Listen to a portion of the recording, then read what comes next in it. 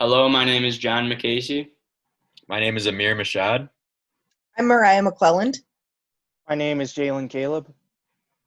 as well as Jiachi Zhu, and we chose SpaceX as our company.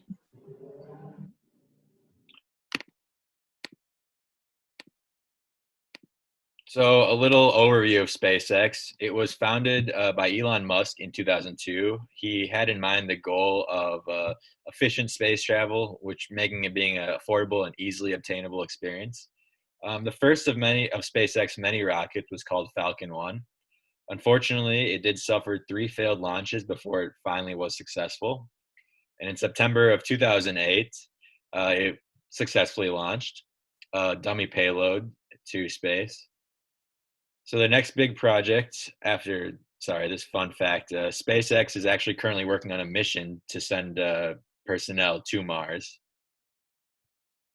So the next rocket they decided to work on was called Falcon 9. It was called Falcon 9 due to having 9 different engines in the initial structure of the rocket while it was being launched. But the biggest obstacle for them was landing. Landing seemed to be something that they couldn't really get down, nor could they control. But finally, in 2015, they successfully landed the Falcon 9 at Cape Canaveral Air Force Station in Florida. So after this, they had the Dragon rocket. This was supposed to make transporting cargo to and from the International Space Station much easier and efficient. After a successful initial launch and landing, Dragon had another mission to connect with the International Space Station during May of 2012, and this mission actually was a success. It was a pretty big milestone in space and rocket history because it was the first time a private aircraft had ever actually docked on the International Space Station. So going to their leadership, their founder, CEO, and chief technology officer is someone you've probably heard of, Elon Musk. Their general president is Gwynne Shotwell. The senior vice president and lead legal general counsel is Tim Hughes. The chief financial officer, as well as the president of acquisitions, is Brett Johnson. The VP of quality assurance and build reliability is Andy Lambert. The VP of Information Technology and Security is Umar Khan. The VP of Build and Flight Reliability is Hans Koenigsmann. And the lead artificial intelligence developer is Salom Iratodze. So their business and profit model, it's pretty simple to understand. They have a niche of making space travel affordable and sending things and people to space. They've made it considerably cheaper for satellite manufacturing companies and material and raw material companies that go into making space stations and satellites. They make it much cheaper for those companies to send raw material, or parts to space, as well as NASA. They do have a few contracts with NASA. Right now, their main driver of profit is the space delivery service, like I just mentioned. However, like Elon Musk has mentioned many times before, eventually there will be space tourism, which SpaceX will be at the forefront of, and hopefully, for their sake, profiting off of the sales of those experiences, because I'm sure there's many people that would be interested in that. SpaceX's strategy for short-term goals, they right now are working on Starlink, which you probably heard of, is a giant satellite system that's the idea of it is just to have satellites covering the Earth pretty much, and we will have very fast Wi-Fi. This also requires them to shoot rockets to get them up there, so they get some extra launch data. Another little short-term goal is to get astronauts into space, which was supposed to happen tonight, but it got moved to May 30th due to weather delays. They want to bring their Starship into orbit, which is essentially the school bus for their tourism goal. And then gathering as much launch data as they can, considering this is the hardest data to get when you're in the space industry. Integration, whereas instead of having gas tanks as cargo inside the ship, kind of like the airplane industry, they made the wings the gas tank, so they're not carrying the gas tank as cargo. And then they want to eventually become publicly traded, but a few more of these short-term goals will probably have to be accomplished before that happens. For long-term goals, what got SpaceX big in the first place was when they announced life on Mars. And then Project Starship, which is their ship that will be the forefront of tourism for everyday people and allow humans to be interplanetary beings. And then a quote below that is their ultimate goal. The critical breakthrough to make life multi-planetary is for space travel to be like air travel. For their resources, data, that's probably their biggest one right now. That is why you see so many of their launches in the news, because this data is invaluable. Steel, because the Starship is made out of steel, and it is the first rocket, if it goes into space, to be made out of steel because it's so heavy, but it is able to deflect heat very well. And then engines, they have a huge arsenal of engines, like Mir stated, and the Falcon 9. Employees, all their employees pretty much require to be highly intelligent all the way around with physics, space travel, things like that.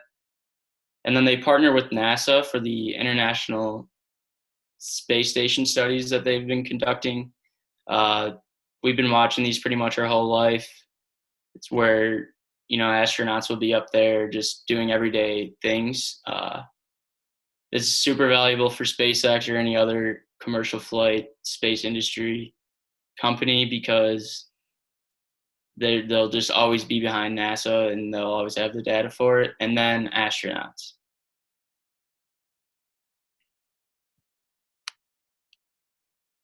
For changes in SpaceX's macro environment, there seems to be an emergence of political policy change that could affect SpaceX as well as other startups, as they are consistently lobbying with and relying on Congress to keep their programs going. In 2016, the LA Times reported that the House Committee on Armed Services approved an amendment to the National Authorization of Defense Act that says companies may purchase Russian rocket engines. This was a ploy by the government to prevent a monopoly by SpaceX. This made it cheaper and easier for other companies to come into this otherwise very small market. The U.S. Air Force also awarded development contracts and funds to 3 different companies to build rockets, but SpaceX was not one of them. So they will not be funded by the Air Force. Overall, it seems that the government is pushing against SpaceX, so their macro environment is not a great help towards them. When applying the 5 forces model, we found that it appeared the government is continuously exerting forces to create more competitors within the industry. This is proven big by their approving of purchases of Russian rocket engines. Also, because the Air Force did not award them the development contract or the funds, but they did with 3 other companies. Each company that has been in the market with SpaceX has increased their spending on lobbying, but for SpaceX, it doesn't seem to be doing any favors. So while it is a small industry still, it requires such high-tech, expensive equipment, it seems there is a push to continually increase the competition and be a push against SpaceX so they do not form a monopoly.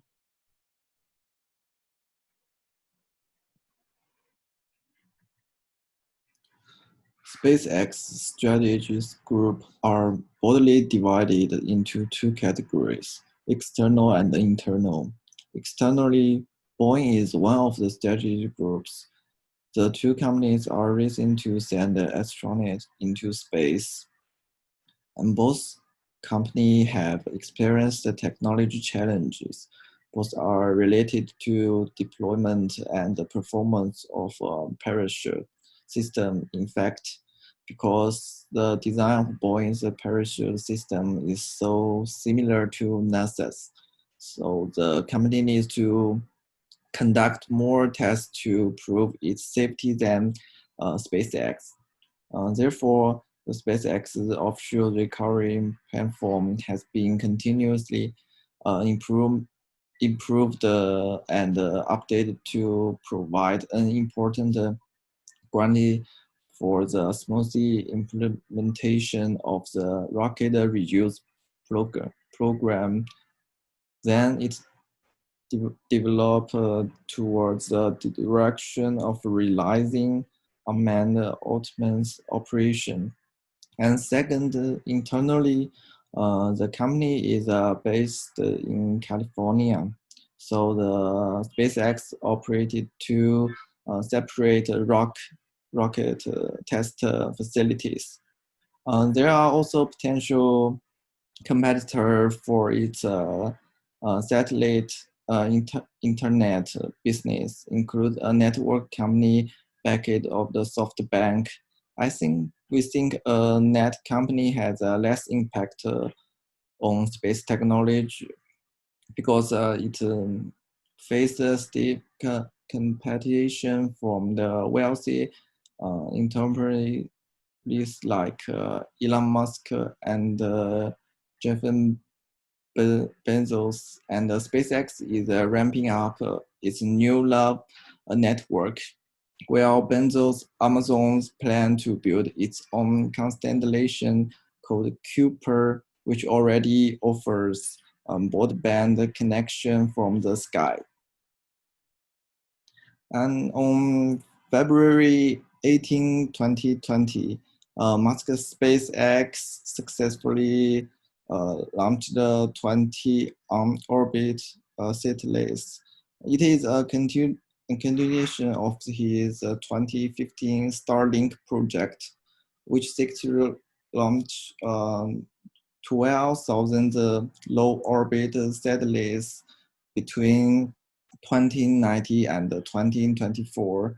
The space industry is forecasted to grow from the 215 billion in 2016 to more than 1 trillion by 2040, with half of that growth coming from the new internet satellites.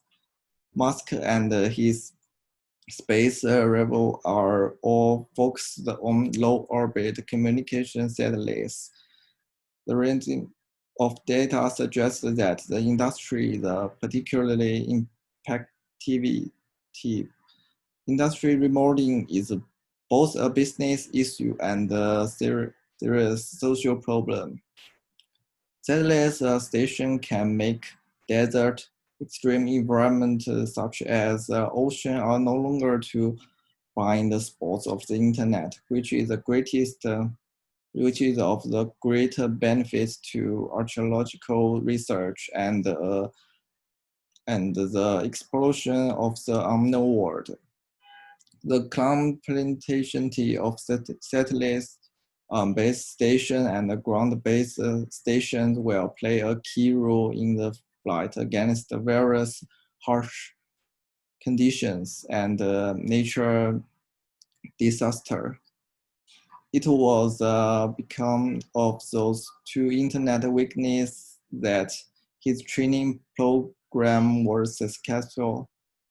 Musk has been rewrite the rule of the space industry ever since he got involved, because his plan is to cut costs with an asset-based nature vehicle. It bypassed almost any procurement process that might incur additional cost. For the conclusion, there are mission, goals, and corporate strategy seem to be aligned pretty well. The main conflict with the strategy is commercial space flight is not possible yet. Performance is doing well despite no commercial travel. SpaceX launches give them so much data that they are still working toward their mission of commercial space flights. It's not necessarily a conflict, more of a mission to work towards. no lack of alignment in mission and corporate strategy because they continue to work towards their mission of commercial space travel with every launch. So thank you for watching. I hope this was as informing as we believe it is.